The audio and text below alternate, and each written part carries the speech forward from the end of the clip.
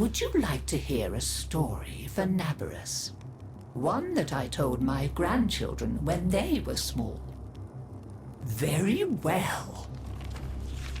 Long ago, in the Orokin days, a golden people lived in spoiled luxury. If a body wore out, why, they would take a new one as easily as plucking a maprico. Such was the mystery of the Kuva. So, what became of death and disease? Oh, they were abundant, but not for the Orokin. They were above petty death. Such was their contempt that they decreed a special day on which to make fun of it. On Naberus, the night of memory, the shining people laughed at death. They dressed in costumes that recalled the old days of mortality. Skulls grinned, hallways guttered with demon lights. For one night, beauty was banished. Rot and monstrosity held sway. Now, on one very special Naberus, 3 pretty Orokin were bored, as Orokin so often were. Naberus no longer holds its magic for me, sighed one. Masks and costumes are for children, grumbled another. Why follow the crowd, mused the third. Are we not the very elite of the elite? Ha ha! Up, my Kissingtons, my luscious loves. Send for blue Kuva and hot lights. I have a sport that will mend all.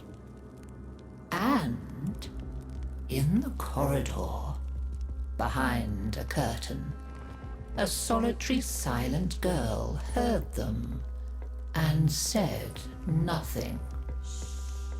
Then the 3 were very wicked. For what do you think they did? Down into the streets they went, and they caught 3 poor Ostrans and bore them back to their gilded halls.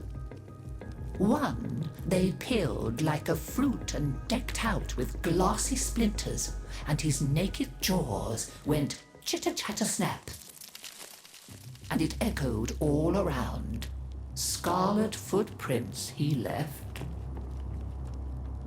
Another's limbs they twisted and wrenched his neck, and made a bundle of him until he scuttled upsy-downsy like a horrid crab, with his sockets all empty and his stretched-out nose snuffling. The third they pulled thin in hand and foot. She walked spindly-wise on long tiptoes like a spider, and her entrails hung delicately down. She whispered, split-tongued and hissing as she went. Fine costumes we've made, chortled the 3 Orokin. Let us now try them on and visit our friends. What shrieking there will be! Oh, our names will live forever in the court for such a prank as this. Now, the silent girl brought them their blue Kuva, so they could take on these twisted bodies for only a short time before returning to their own. They drank and slept and woke in their 3 horrid forms.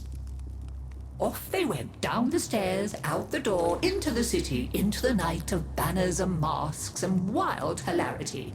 Chitter-chatter-snap, scuttle-buttle, whispery-hispery. As you can imagine, there were many screams and laughs. Such cleverness, such wit. But in a high room of the tower, the silent girl looked at the faces of the 3 sleeping Orokin. she went and opened a little ivory door that she was not supposed to know about, and drew forth a flask that she would have been glassed for even looking at.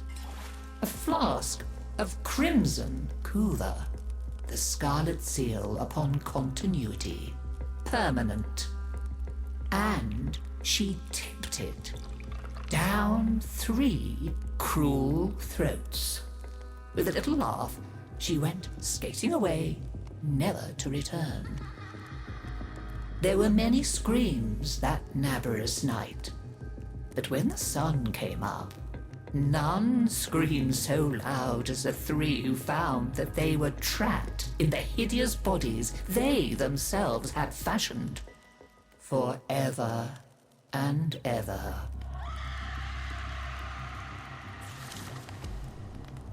So, listen carefully, Tenno, and beware, for you may hear them coming tonight.